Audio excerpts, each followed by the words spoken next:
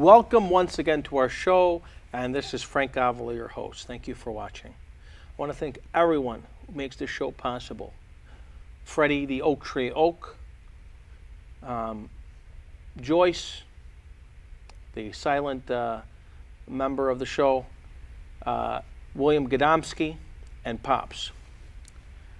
Everybody who makes this show possible, including CAN TV. And if you like CAN TV, of course, support them. Tell your legislators, your aldermen, so CAN TV public access network, cable access network, can stay here on television to have local and low-income people that maybe can't afford being on TV. So local origination, ethnic issues, neighborhood issues, things that are outside the purview of major corporations and major media. That's what we're about.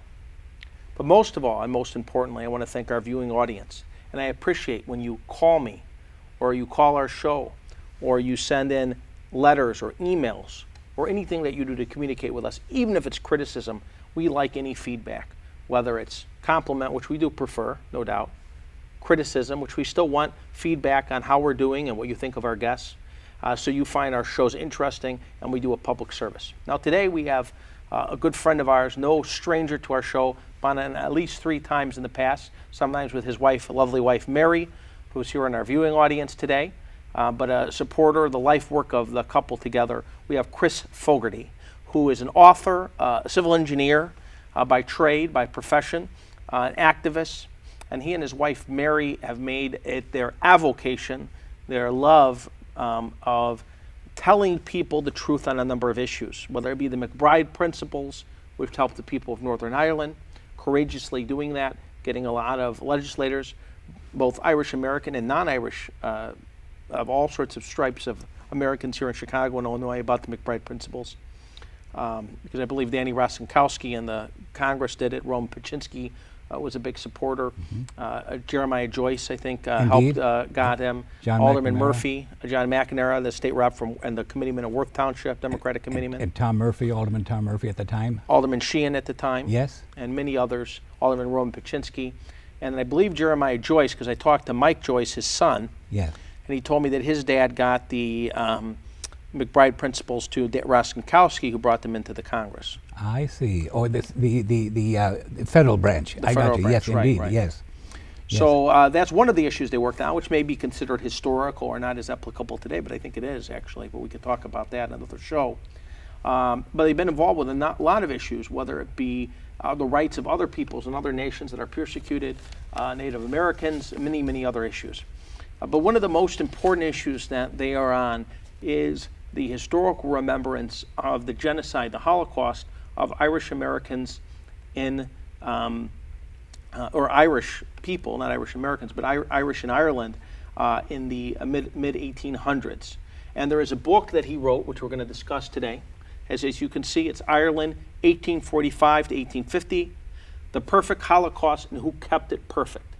Now, there's some controversy by some on the name Holocaust. We'll discuss that, and the use of the term genocide, and why some of us who believed that it was just a potato famine, because that's what we were taught, is not correct, and many other important issues that we're going to hear from Chris Fogarty today. And we want to thank Chris Fogarty for being on our show. Thank you so very much. And his wife Mary for working with him and also being here today in our viewing audience and being on our show many times in the past. Thank you very much. So let's talk about your book. And I know we have a number of exhibits that we're also going to show our viewing audience. And of course, one of the main exhibits that we've shown many times in our show. But why did you write the book? Well, 5 million people were first murdered, and ever since then have been slandered, that they somehow, the lives that they died of terminal stupidity, that they grew only one failure-prone crop and fell into that trap of their own making. It is shocking that people would still be pursuing this falsehood to this day. The only way it can be kept going is by continuing to call it famine, which is the cover word for that genocide, and to keep covering up for the British Army and its removal of Ireland's abundant foods.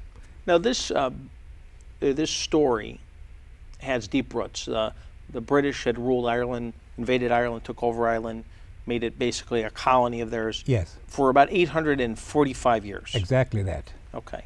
Now, tell us a little bit, very briefly, how that happened, and how they invaded Ireland, how it came about, and then what that history is.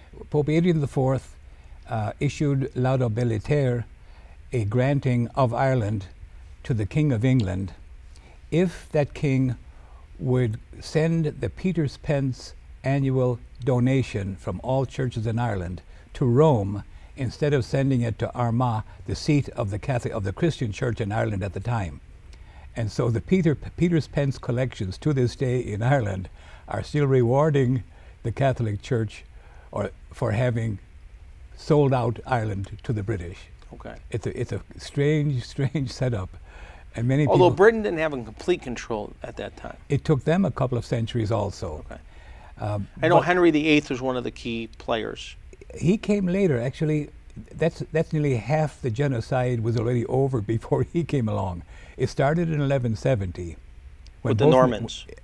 Well, the Norman Anglo. See, the Normans took England in 1066, and in 1170, At the Battle years of later, Hastings, Right. William the Conqueror. and then the last of them were rattling around Wales with nowhere to go. All the land was taken, and they decided to take Ireland. But they were the great-great-grandchildren of the Normans who took England.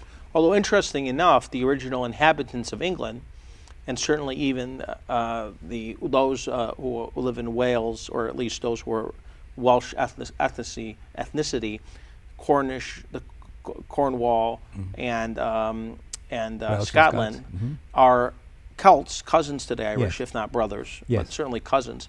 And the original inhabitants of England were Celts. Yes, that would be true. And they were modified by the Anglo-Saxons and others. that Right. So came first along. you had the Anglo invasion, Yes. and then the Saxon invasion, Yes. and then in 1066 you had the Norman invasion. Right. Yeah. So actually, Norman was the language of court England for quite a while. Which was a French dialect. Indeed. Right. Yes, They were Viking descendants, but they were indeed. Yeah. Yes. who So invaded Ireland in the centuries previous. They had been rebuffed, and the Irish had defeated them in 970 something. Byron Boru at the Brian Battle Boru, of exactly. Brian Boru. Yes. Byron Boru at the Battle of Clontarf. At the Battle of Clontarf. Clontarf. Yes. Yes. So I'm here. I had a website preceded by a pamphlet that contained the basics, the fundamentals of the information in the book, and it forced the famine writers, the cover-up artists, it forced them to abandon some 90% of their falsehoods. They used to say, for example, Christine Keneally, in a review in the Fortnight magazine of Cormac O'Grath's cover-up book, she said that his book would go a long way toward defeating the myth that has been passed glibly down generation to generation in Ireland, that food left Ireland while the people starved. So she was met by so many people from Boston down to Miami selling her book, asking her why she's covering up for the food removal, that she, in her very next book, she conceded that 4,000 shiploads of Irish grain alone sailed into Liverpool Harbour alone in 1847 alone. That should have resulted in her being moved out of academia, because she completely undid all her previous life's work. So she contradicted her first book and her second book. She contradicted her entire life. Her life's work prior to that was to say that there was no famine, that the people fell into a trap of their own making, and that Britain tried to save them. That was what she said, wrote, said, and Now, is this being paid by the British government? I don't know. You'd have to wonder, how can it be? Because the records that I used are from the National Archives in London, the British National Archives, and they're available to the public. So how these people can be scholars and not know how to get the basic information baffles me. Now, in school, in Castlereagh, taught by a Marist brother, he taught for his entire 50-year teaching career that it was a famine. And I spent a decade or so trying to get my old classmates to form a little group and accept a memorial for one of our town's 3 or 4 mass graves. And they were enthusiastic first and then became skittish about it. They really didn't want to do it because there's a price to pay for telling truth about the British in Ireland. And so they took my pamphlet to Brother Enda, who was retired in a nearby town of Strokestown, and said, "Brother, we're looking for errors in this. We'll be back in 2 weeks to hear what you have to tell us." So 2 weeks later they went back. Brother Enda said, "This is all true, to the extent I know, I'm pretty sure." And so they said, "Brother," with a cheek unknown in my time, "Brother, how can you say it's truthful when it contradicts everything you taught us in school about the famine?" And Brother Enda said, I wish I didn't have to say this because it is shocking, disgraceful. Brother Enda said, "I had no choice. I had to teach the curriculum as provided to me by the government." So he knew what the truth was, and he taught a lie for his entire 50-year teaching career. Very sad. And he was very conscientious in all other areas. I still have a very high regard for him.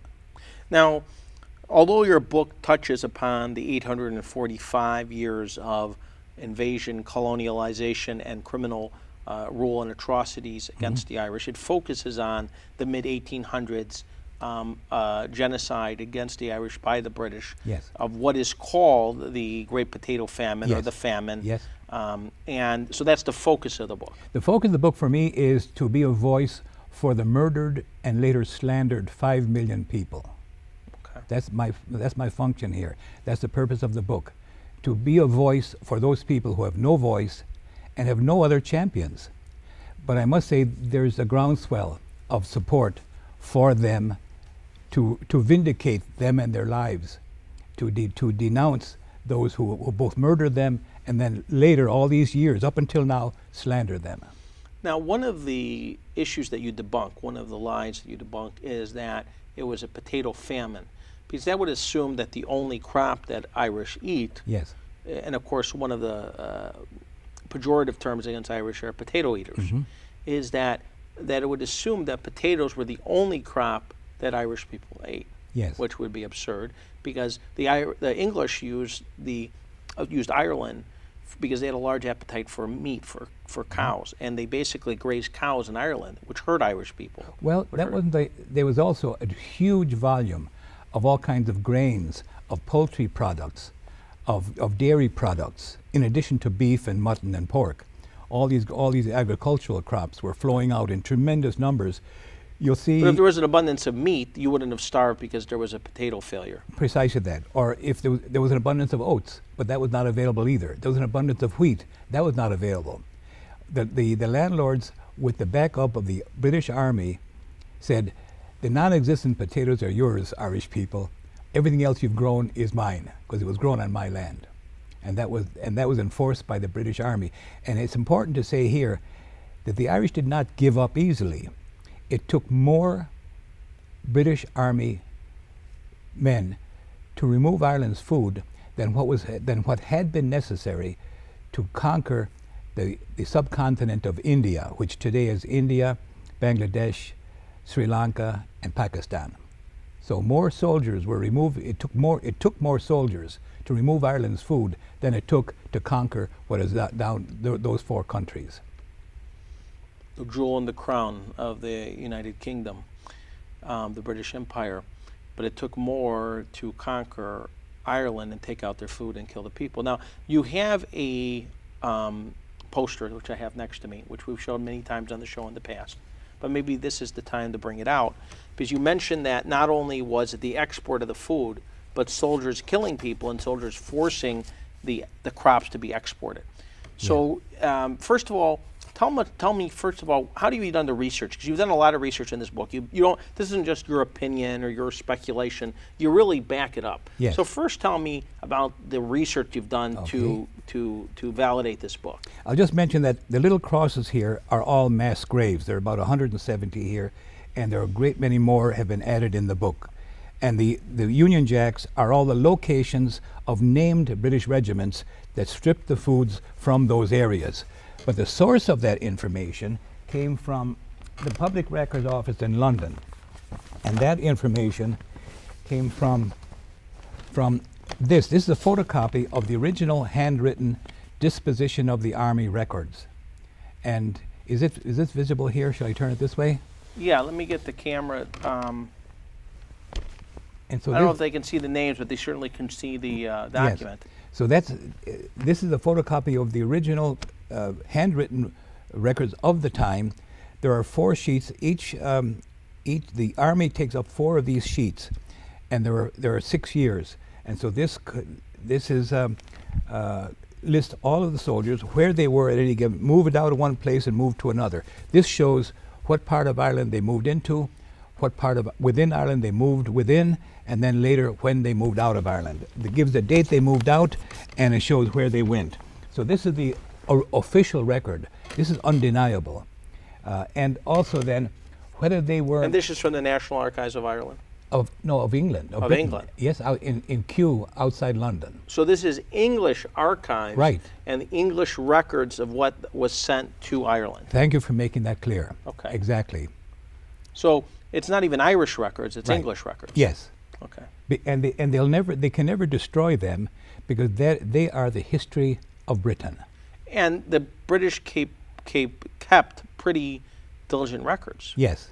Now they haven't kept the records of their food removal and their manifests of taking the food aboard the ships, but on the other side, when they landed in England or elsewhere, the landings of food, of Irish food, are all well recorded. And so I've used enough. They're abundant, and the amount of food being brought in is a torrent.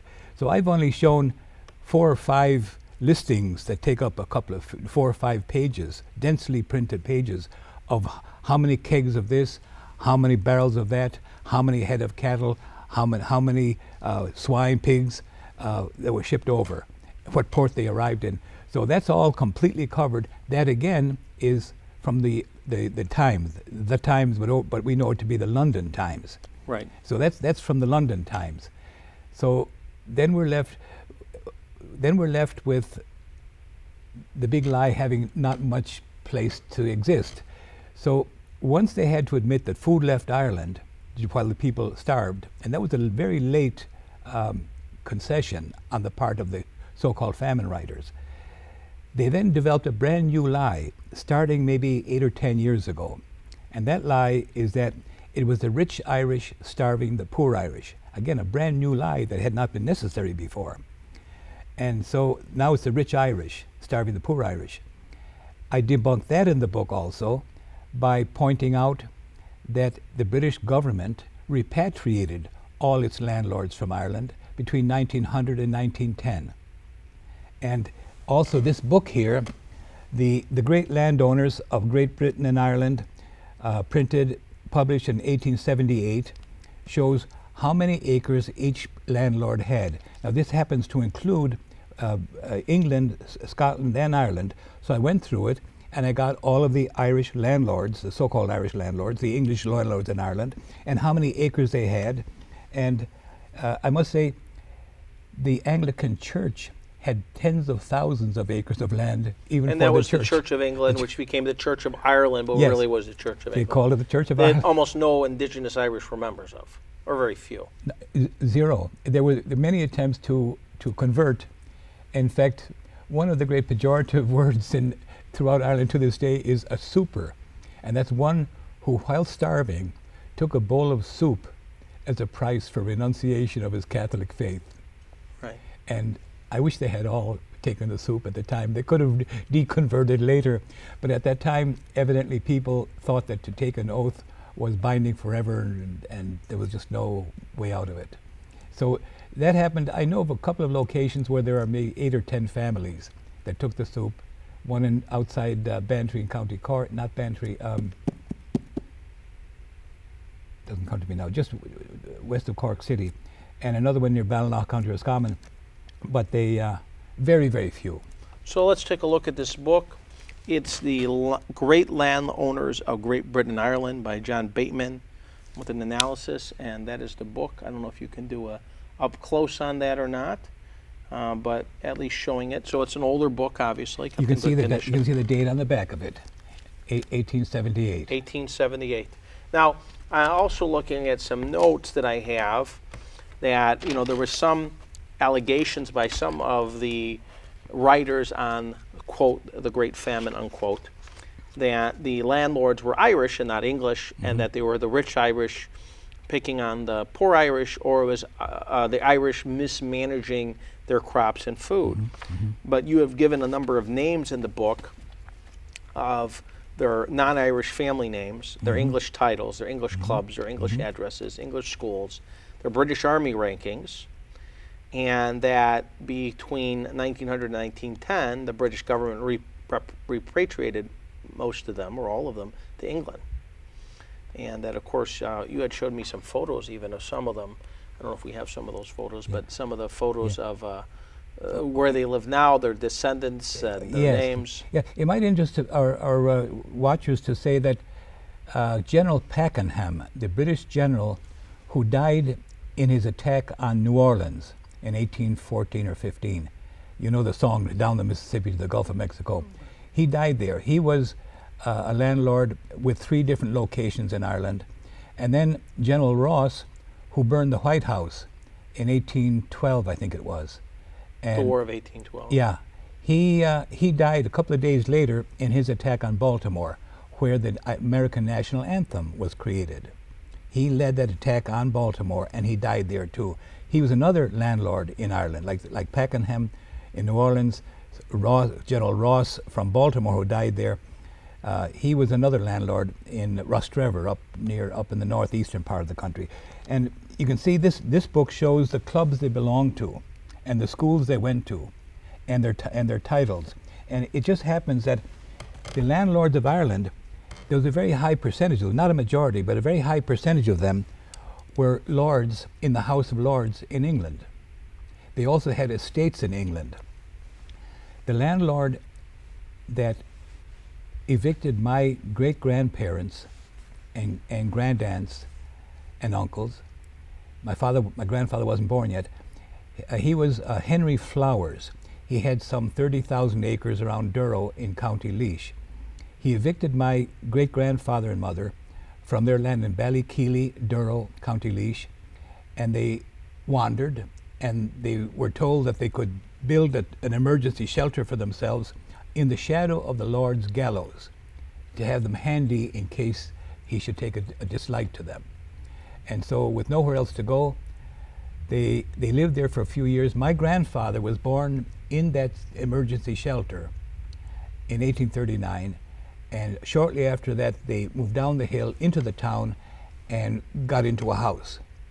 And when he turned 18, sad to say, he joined the British Army, because just like the young men in Iraq today, under control of others, there were nothing available except a serf for the landlord, a spy for the British government, a British soldier, a British constable.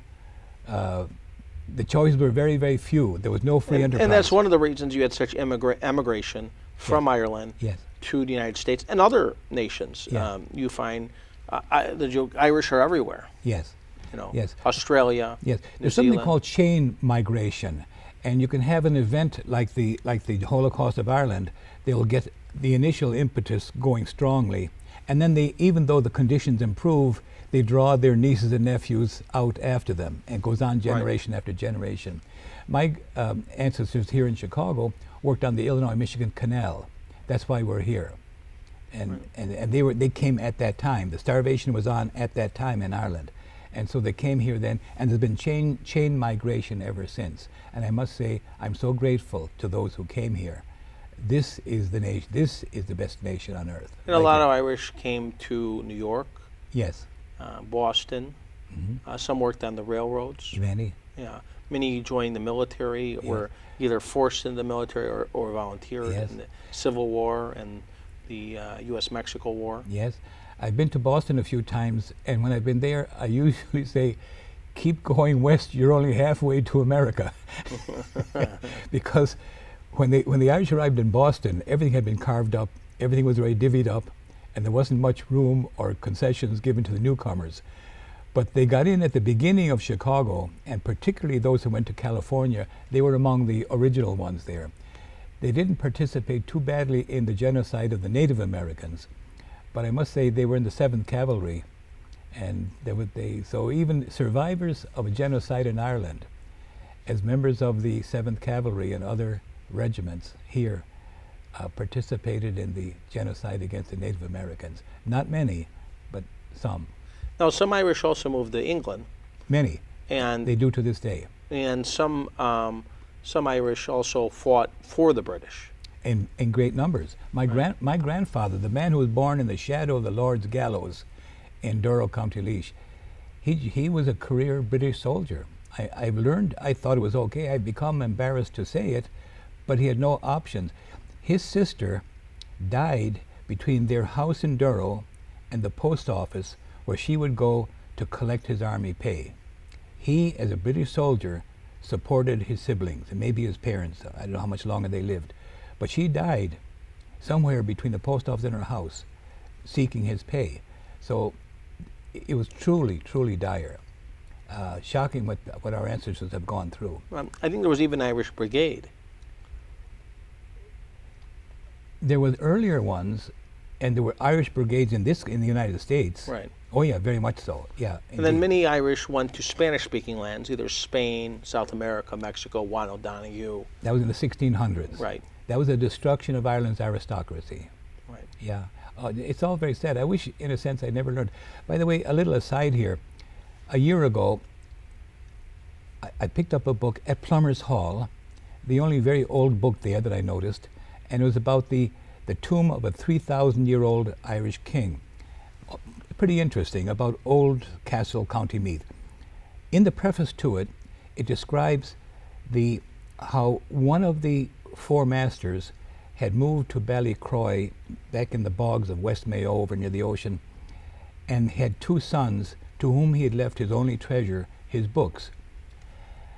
When Queen Elizabeth had wiped out about half the population, and Queen Elizabeth I. Exactly. Thank you, indeed. The daughter of Henry VIII. Yes, in the end of the 1500s and the early 1600s. A few scholars got together and thought, Ireland and everyone in it is doomed. We will dedicate a few years of our lives to provide the history of the nation that used to be, make a record of what has been here, that it might survive all of us. We won't survive, but the books might. And so they spent 4 years in the convent, the Franciscan convent of Donegal, and they wrote what is today called the Annals of the Four Masters. And it goes back to pre-Christian times, from all the available written sources at the time. And so I was wondering, could it possibly be that there would be a descendant of them? I have a set of Irish national phone books in my house, so I looked through it, West Mayo, and I found a number of, no O'Clearys, but Clearys. And so I thought, you see, in Ireland, just like the Fogartys, many people drop the O's and the Mocks off their name. Mock is son of, O is in the line of. And that was dropped off in order to appear less Irish, when you could be killed for being Irish. When the law did not protect any Irish person, they were being legally non-persons, in the legal, stripped of their legal personhood. So the first one I called Martin. Now, Mac means son of. Yes. Okay. Mm-hmm. And whether it's M-A-C or M-C, means the same. So I called Martin Joe Cleary, and I said to call him who I was and what I had just read, and would he possibly be a descendant of one of the four masters. He said, well, it has been said a few times, but we don't have any proof. I said, that's a pity. Has any priest or scholar or school teacher historian ever contacted you to find out? He said, no. Well, I said, the man, just for your information, the man who was said to have fled Donegal and gone into Ballycroy, he had two names. One was Cocogri, evidently an old Gaelic name, gone out of use, and the other one was Peregrine. Well, he said, I have a cousin, Peregrine, who left here years ago, moved to England, never came back, died there recently. I said, you've just established that you and all your cousins are descendants of one of the four masters, and you should be very pleased with that. They wrote in Gaelic, but they were fluent. This one man had taught in Spain in different places, and had both gone to university there and taught there.